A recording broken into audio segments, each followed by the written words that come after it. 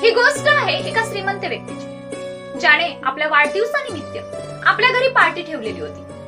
तेव्हा त्याने आपल्या सगळ्या मित्रांना त्या पार्टीमध्ये बोलावलं. मात्र त्यातील एक मित्र गरीब होता, जो त्याच्यासोबत शाळेमध्ये शिकलेला होता. पार्टी खूप थाटामाटात चालली. पार्टी संपत आली तेव्हा त्या श्रीमंत व्यक्तीच्या लक्षात आलं की त्याची डायमंडची रिंग कुठेतरी हरवली आहे. त्याने सगळ्यांना सांगितलं, शोधायला लावलं, पण ती अंगठी कोणालाच मिळाली नाही. त्यातील एका मित्राने त्याला म्हटलं की आमचा सुद्धा तपास कर, आमची सुद्धा चेकिंग कर, नाहीतर पुढे चालून आयुष्यभर रिग्रेट करत राहशील, विचार करत राहशील की आमच्यापैकीच तुझी कुठेतरी अंगठी चोरली आहे. सगळे मित्र तयार झाले, फक्त गरीब मित्राला सोडून.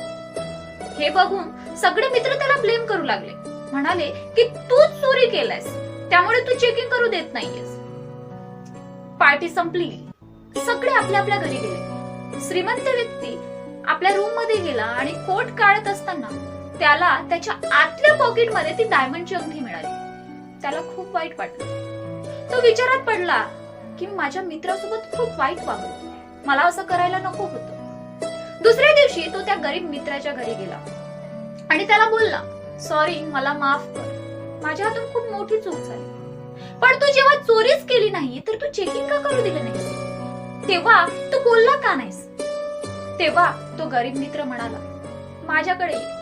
आणि तो त्याला रूम मध्ये घेऊन गेला आणि म्हणाला, हे बघ, हा बाजावर पडलेला माझा मुलगा बिमार आहे आणि त्याच्या उपचारासाठी माझ्याकडे पैसे सुद्धा नाहीयेत. जेव्हा तुने मला पार्टीमध्ये बोलावलं आणि मी येत असताना माझ्या मुलाने माझ्याकडे फक्त अगदी छोटीशी इच्छा व्यक्त केली.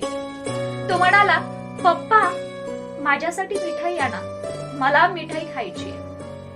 मी तुझ्या पार्टीमध्ये आलो तेव्हा मला तिथे मिठाई दिसली आणि ती मिठाई मी माझ्या पॉकेटमध्ये ठेवलेली होती.